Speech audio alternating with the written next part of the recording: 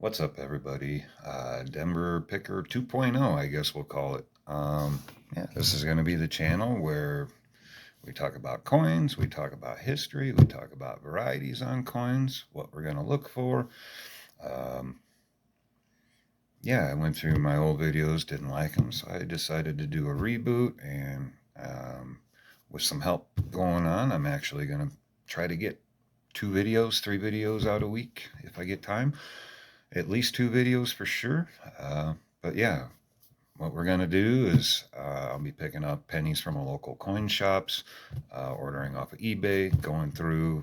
We'll talk about, like I said earlier, varieties, what to look for, fill some books up, starting over.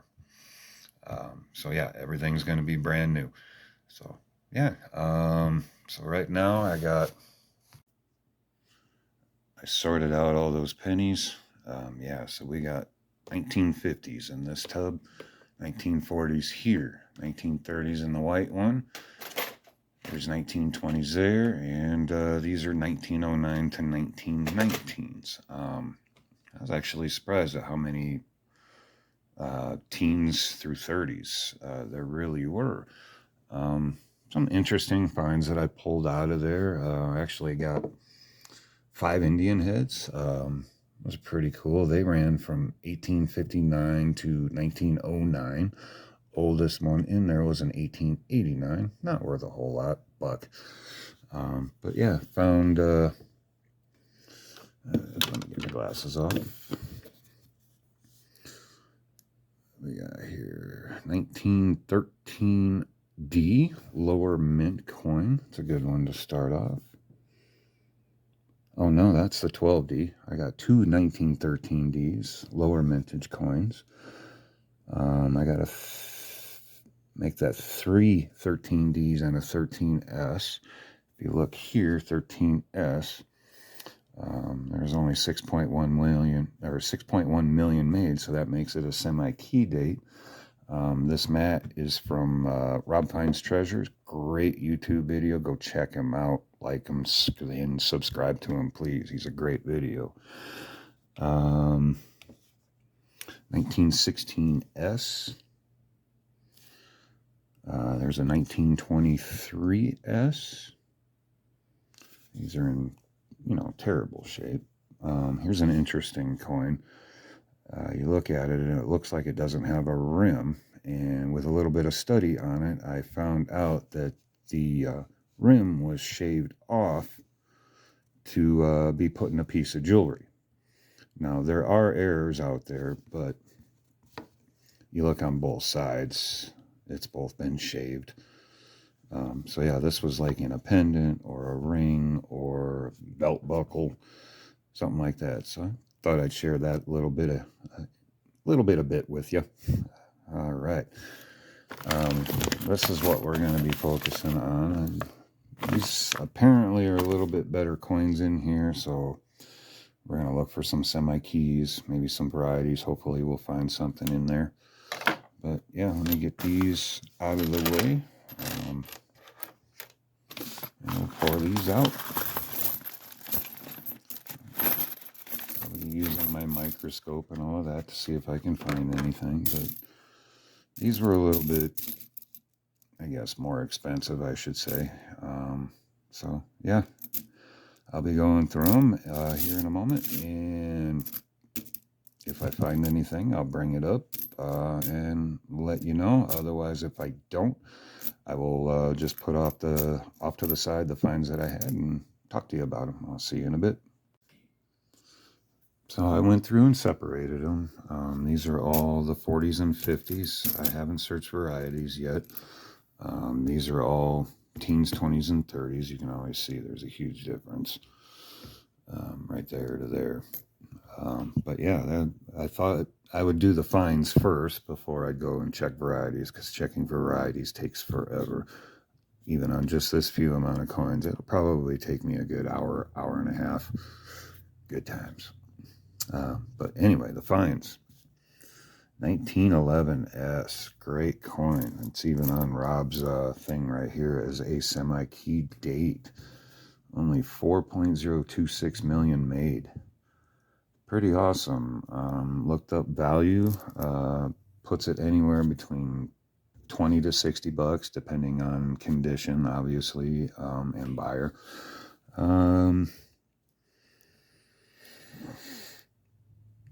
I would say it's a little bit better than G4. Not much. It might get very good, a low VG. So, yeah, still a great find. Minimum, it's a $20 coin. That's all right. Another find, 1912D. Another good coin, lower mintage, I believe under 15 million made. Other finds, two 1916S's, 21S, 23S, 24S, all lower mintage. Usually wheat pennies from the teens, 20s, and 30s with mint marks are worth a little bit more. They are lower mintage due to the Depression and like World War One. Really affected on how many coins certain cities made. But yeah, to continue on, 1930S, another lower mintage. That one's in pretty good shape, but it's got some gunk on it. I'll see if I can toothpick that off. 32D, another good low mintage. A perfect example of why you should never clean your coins like that. It's terrible. This is a 33D, only like 6.1 million were minted. This is almost a semi-key date. Good detail, but yeah, that's not good. Some other lower mintage, 38D, only about 15 million minted. So yeah, there's what, 25S, 1931, 36S, that's been polished, but still has okay detail. And another good find, right here, 1909. This is the VDB with the initials at the bottom. Let me pop it underneath the microscope here for you.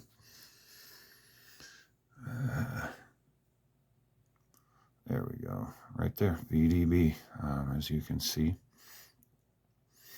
Great little microscope. It's like 17 bucks on Amazon.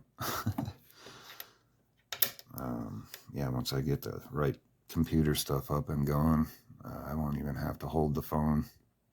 But yeah, 1909 VDB. Interesting thing about 1909. Technically about 101 million. Yeah, sorry about that. But yeah, 1909, technically about 101 million pennies were minted out of Philadelphia. But the crazy thing is, for some strange reason, 28, the initials of the, let me start that over. For some reason, 28 million had the initials VDB on the bottom and the back for the designer, Victor David Brenner. About 28 million of those had the initials on it. But anyways, for some reason, they took the initials off, and then like 72 more million plus were minted without the initials. I don't know the reason why they took the initials out. I just know a few years later, they put the initials back, actually on the front, on the shoulder, which you can actually still find today, even on today's penny, which I'll show you an example. I got a 19, or not 19, but a 2020 penny right here.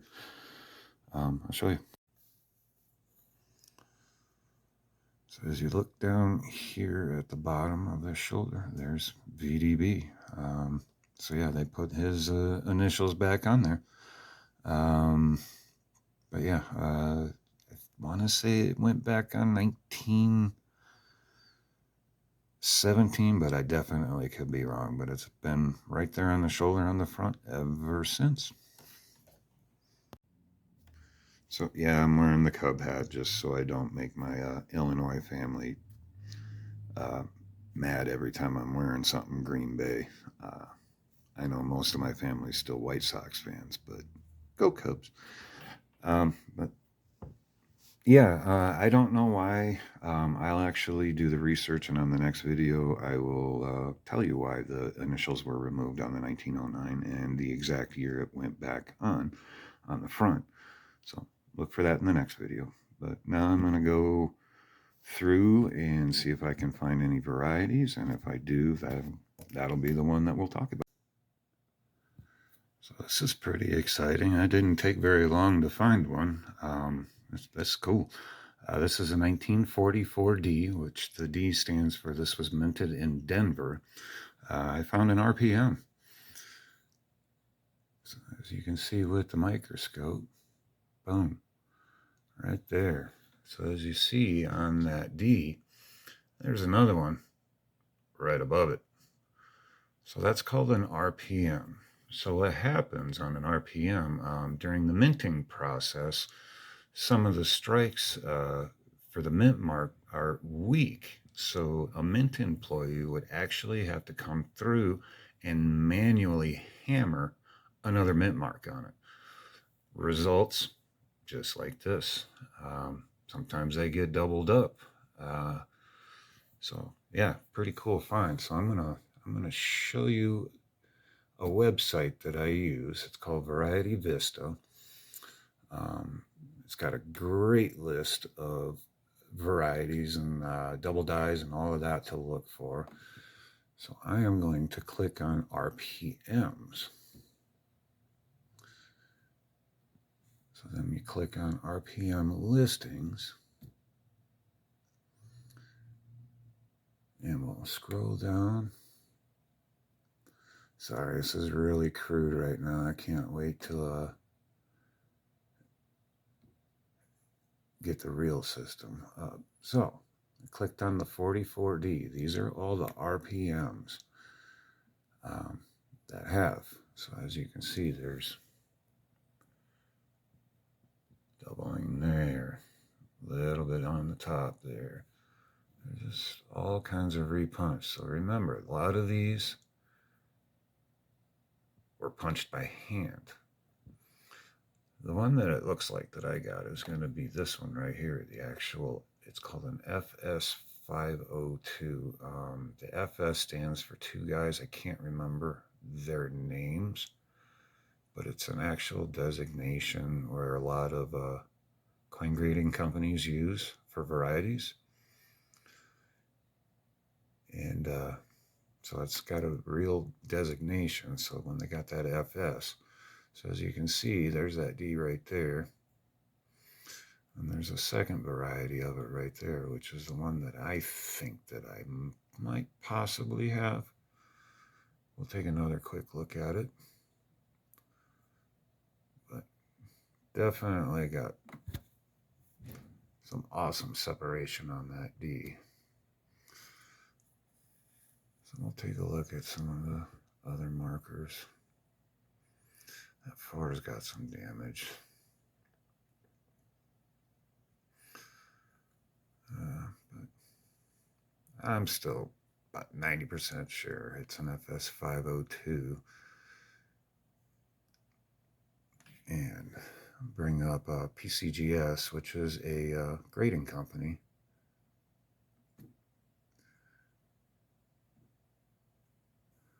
So these are graded MS, VG at different numbers. I'll do another video to explain that too. But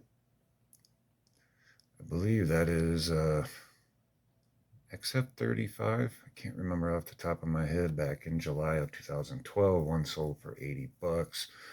According to PCGS, that's MS60. Which means mint state. It's never seen circulation, but it's got a little bit of dings and damage from when they used to transport coins in bags to the banks, and the banks would roll them up. But this, I'm gonna guess, is probably about a $15 coin. Still a good find. But yeah, that's the kind of stuff that I look for. That and lower mintage coins. So yeah, looks like an FS502 to me. Cool. If I find anything else, I'll be back. So yeah, a little bit more on that 1944 D RPM that we found just a little bit ago. Think of being in 1944 at the Denver Mint here in Denver, Colorado. You're minting coins. Excuse me. Your die breaks, that punches the coins to put the mint mark in there, or it's not striking correctly. You have to go out there literally with a hammer and a punch and go bam to put a mint mark in there. So when that happens, it was crazy. That would sometimes double up or make the D or S. It happened in San Francisco too. A little bit fatter, a little bit weirder looking, but it's pretty cool if you think about it. Just imagine that person in 1944 here in Denver went, gosh darn it, my thing broke. I have to go out and hammer this thing. Tink. Now I got to change this die on there and put a new D in there so it can get back to punching itself. That was his job or her job. But yeah, anyways, but just a little history on that. It's really cool to find them. RPMs can be worth a ton of money, thousands of dollars, and they could be make a coin worth 10 cents more. But yeah, that's about it. They're really cool to find. I'll be back if I find anything else. That's all I've gone through. And again, I found one. This is a 1952 Denver. So yeah, as you can see on the D, there is splitting right here. I know it looks pretty minor, but this is the kind of stuff that I look for and will hopefully get selling on eBay. It looks like it's split right there, which it is. So that means another mint mark was punched over a weaker mint. And if you go over to Variety Vista, I already pulled up the 52D RPMs, and as you can see, there are a lot of them. I went through and checked out which ones. I'm pretty sure it's number 17. Just by the way the D looks, other markers on there too. I got little die chips I saw on the back. But yeah, this one's not a very valuable one. Even in this condition, it's pretty darn good condition, almost uncirculated. Got beautiful shine, red brown to it. Yeah, it's got too much chitter chatter on the cover of it. $5 to $10 coin, not super expensive, but not quite worth getting it professionally graded. Let's look at the wheat ears on there. Yeah, not quite full wheat. This would be an AU 55 would be my guess. Yeah, see, as you can see, the die chip right there on the T of cent. So pretty sure this one's RPM number 17. Just another cool find.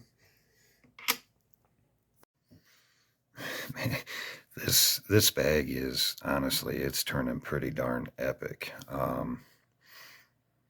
Yeah, now we get to talk about double die varieties. Check this out. So a double die is what happens when the dies that actually strike the coins that were engraved by accident with doubling.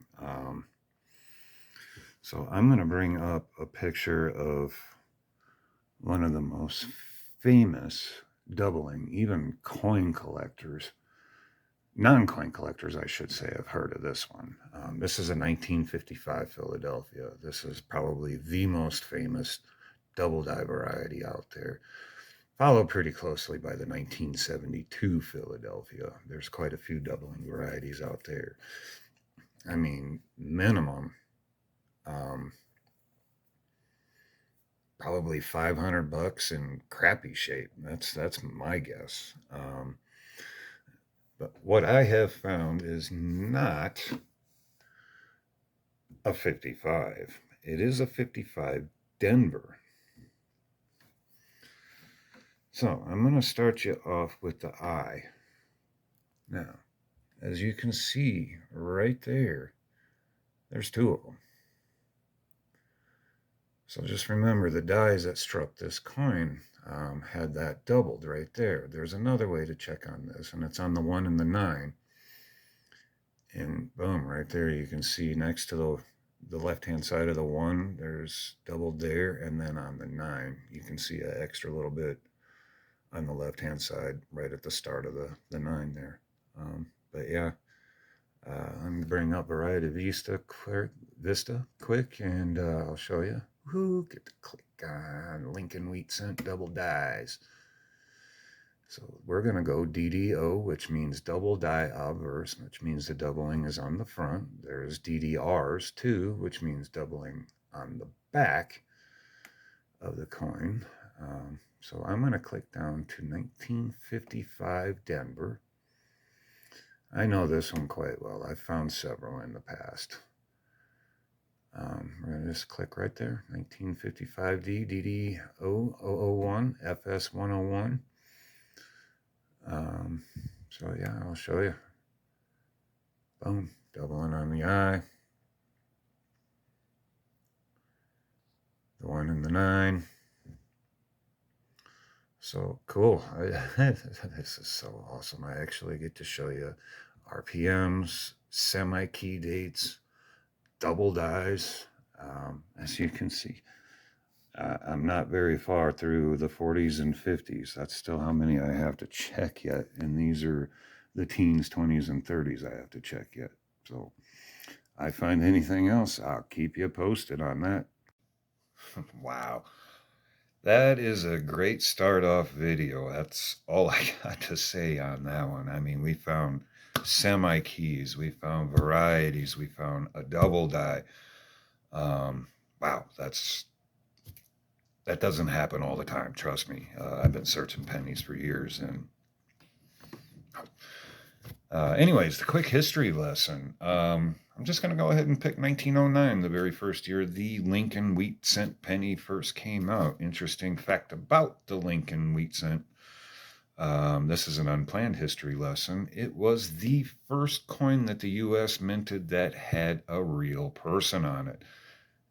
Well, not a real person, but like depicting a real person, a president, Abraham Lincoln, obviously. Everything else had some sort of liberty. Even the Indian head cent was a American Indian liberty form. Interesting history on that. But anyways, going back. February 16th, 1909, the very first subway car with side doors went into service in New York City. Interesting little fact right there. In world news, believe it or not, everybody knows that the Eiffel Tower wasn't supposed to be there that long.